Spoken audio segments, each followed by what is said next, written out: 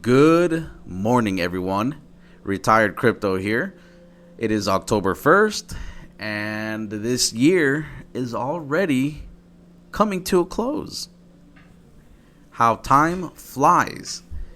Now, today we're going to go over simple current events, and then we're going to go over crypto current events.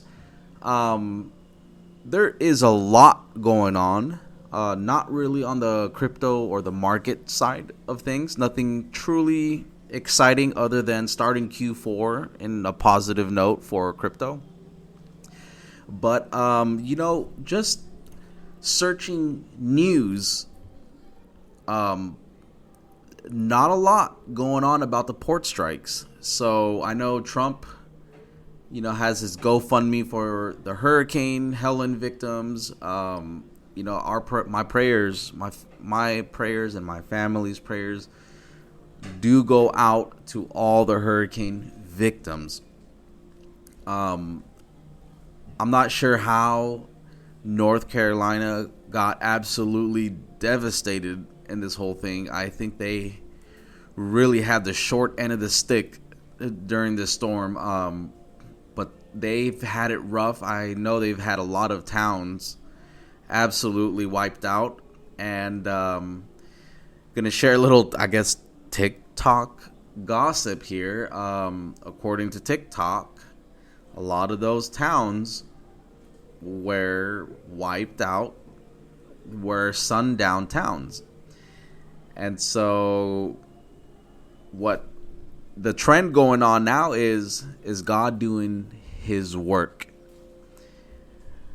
Now that's probably a stretch there, but I don't know. I don't know what's going on in North Carolina. A long time ago, I was stationed in Fayetteville, North Carolina, when I was in the Army. And at that time, that base was called Fort Bragg. And I know they renamed it. They renamed all the bases. But Fort Bragg, we called Fayetteville, Vietnam. There was nothing to do but fight other soldiers, and we all pick ourselves up and go home safely. But we used to go to a club/bar called It's, and it was the only thing, really. And I did enjoy the Golden Corral right off base. That was nice. But yeah, that base has your Rangers, your Delta, your your infantry. So a lot of big egos, which is a good thing. It's a good thing, True, real warriors really challenge themselves.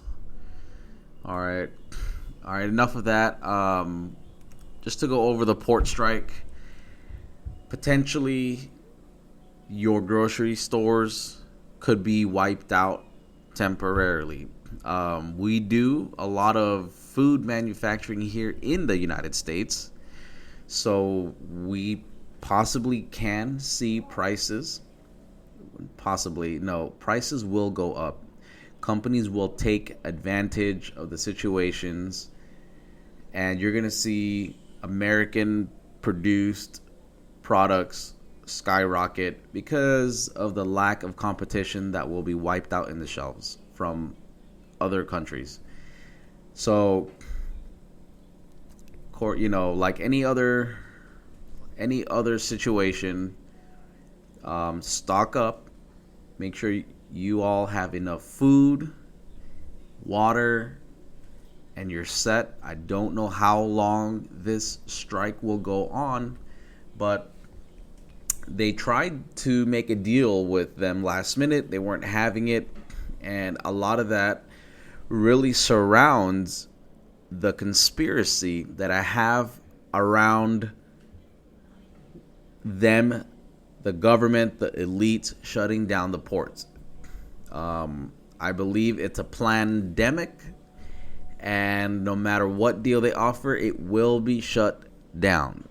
And for a friend of mine that used to work at the port, From his point of view, he hasn't worked at the port for the last 5 years, but during his time, they were trying to replace the port workers with, I guess, automated cranes. I don't even know what you'd call them.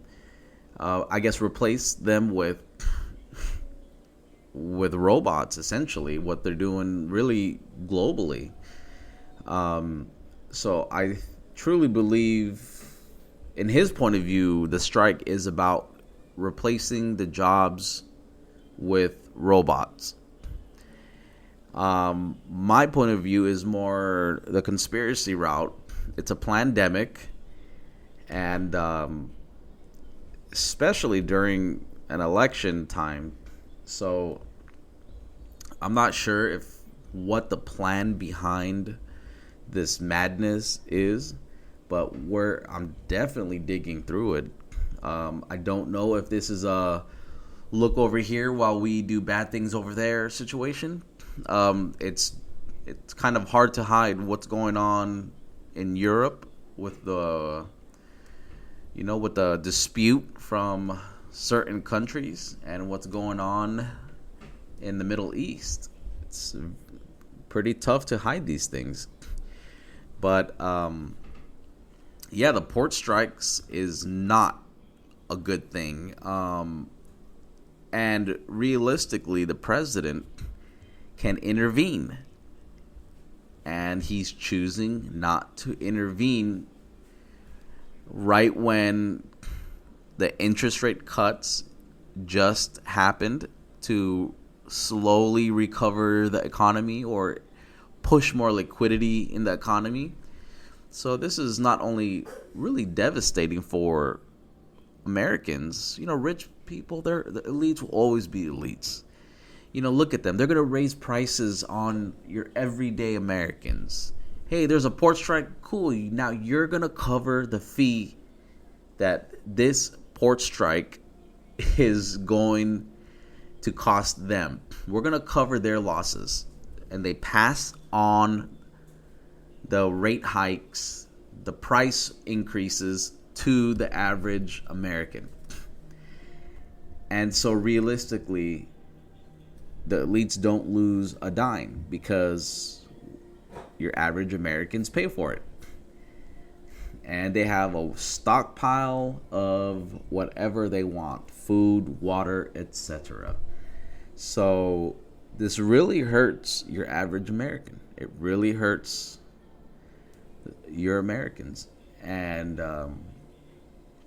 these billionaires can care less.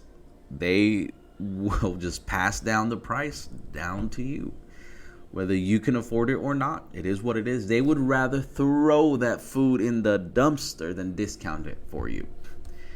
And if I watch a lot of TikTokers who go in the back of these huge box stores and grocery stores and just pull out, they just show you the dumpster. It's just filled, especially the Walmart dumpsters, filled with fresh food, dumpsters full of them that could have feed people that are just hungry, families in need, but they can't give it away or donate it or discount it because people won't buy it at full price. They will wait till it, I guess, close to expiration. But at this point, that's what people are willing to do to save a penny, let them do it.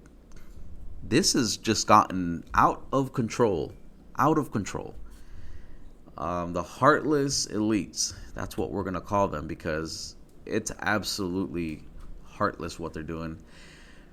And the reason why I believe it's a pandemic, because the president could have stopped this strike on a matter of national emergency. But they're pumping so much of our tax dollars to Ukraine. Absolutely disgusting. Disgusting. Now, for crypto, nothing crazy. I pulled a couple headlines to the side to kind of just talk over really key points on what to look for in crypto. Hint, it's going to be about XRP. So just scanning the headlines, crypto hacks top, 120 million in September. Bing X, Indo Dax, they suffer. Not really, because if you keep your crypto in these exchanges, they can use your crypto to pay off. They said they weren't doing that, which is great, but they can. So if you are going to invest in crypto, if you do invest, make sure you get a cold storage wallet and do your research when buying a cold storage wallet.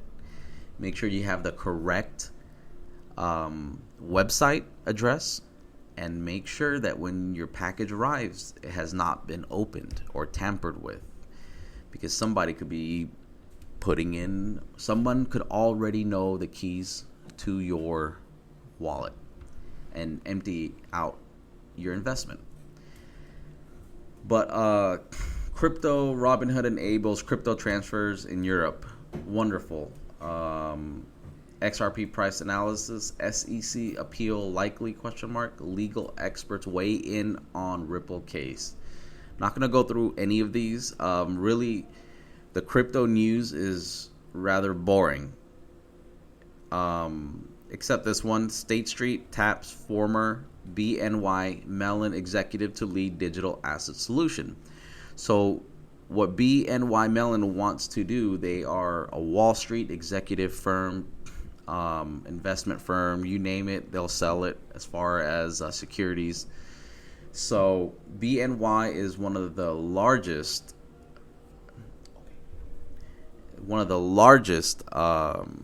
securities company in or on Wall Street. And what they want to do is they're actually partnering up with Ripple using their XRP token to essentially digitize physical assets. And it's kind of like what the stock markets did a few years back. You can buy fractional shares. So when Google's worth $1,000, you don't need $1,000 worth of Google to buy a share. You can actually put $200 and buy a fraction of the share. And what this company wants to do is really put all these physical assets on a blockchain. Your cars, your house, real estate, even the stock market. They want to put the stock markets, your 401ks, everything on the blockchain. And they want to use XRP to get all these physical assets digitized. So open interest in XRP zooms to 1 billion as Ripple tests RLUSD stablecoin. So recently we saw a 5 to 7% increase in XRP, and this stablecoin, just like what Terra Luna's stablecoin did to them, this should get XRP, conservatively 2-3x. Not conservatively, probably 100x their stablecoin. A lot of people want to believe it's much more than that, but we will not know until XRP's or Ripple's stablecoin will go live. We will see. And Ethereum will benefit from this because I believe the stablecoin is built on the Ethereum network and the XRP ledger.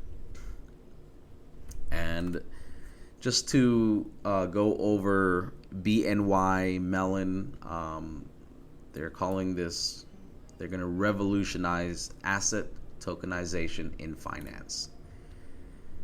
So I know boring stuff, finance, money, but if this can help you out in making a investment decision, by all means, not financial advice, please, entertainment only, but to imagine the physical assets to buy a fraction of a home. So if you don't want to, let's say there's a $25 million home and you want to own a fraction of that home, and you know that home will increase in value over 5 years, you want to throw 100 grand at it and not buy the full value of that home, or we cannot afford that home. Owning a fraction of it for monetary gain would be pretty nice. That means we can really pick and choose the area of real estate that's thriving, and it'll be heavily invested in. I know BlackRock, BNY Mellon, I know they want to tokenize real estate, where you can buy fractional shares of property, homes, cars, anything with, like, I guess, a large amount of monetary value, where it is difficult to outright purchase these assets. And I don't believe it has anything to do with, I don't know if you own a fraction of this home that you can live in a fraction of the house. I think or believe this is all just investments and not physical ownership. I could be wrong. We're going to find out. 2025 is when most of these tokenizing in the blockchain is really going to get pushed out into the public. So BNY Mellon secures approval to offer crypto retention for institutional clients. The coin's blockchain technology will support global asset tokenization. So just imagine the entire global stock market in the blockchain using XRP's ledger. That's powerful. So when I know 5 years ago people were saying XRP will be $1 million token, this will make it $1 million token. This is powerful. This partnership aims to make asset management faster and more secure for investors. BNY Mellon, the largest custodian bank in the world, has joined with Ripple to drive forward tokenization. This cooperation arrives at a 97% of valuable executives expect tokenization to transform banking. According to a recent report from the financial institution, the collaboration is set to integrate cryptographic advancements into the usual monetary system and bring a new level of efficiency. I think what they're also doing here, struggling to read today. There I go. The banks are getting left out. This is a way for banks to enter tokenization as well. So the loans they give out, tokenized assets. We still are going to need home loans, car loans, and if the fiat dollar collapses, which I mean, I don't know what you'd call it, but the value of the fiat dollar has gone down 99%. So if that's not a total collapse, I don't know what is. So to say that the dollar will collapse, I'm like, has it not already? We're just still on the system. So when everything becomes digital, the banks do not want to be left out. So this is their way of entering or making money in a digital platform. Selling tokenized loans. Maybe you want to buy a car loan, tokenized car loan, home loan, tokenized home loans. Really, the world and even United States, in my opinion, is getting away from the fiat dollar. I know the U.S. Treasury, they're hinting in these brand new currency, brand new notes. I think they're called Federal Reserve notes. They're pushing towards a credit-based system instead of a debt-based system. So we'll see how that all goes. I like to kind of end it with looking at the markets here. October 1st, global crypto market cap 2.2 trillion. It's gone down for the 2% for the day. Fear and greed index neutral, not bad. We are in a bull cycle for crypto, especially Bitcoin. So I do not see crypto really sustaining these low level of margins. We should be seeing crypto much higher in the green as the year comes to a close. Thank you for watching. I do apologize if I bored you to death, but if you found this informative, please like and subscribe. Thank you very much.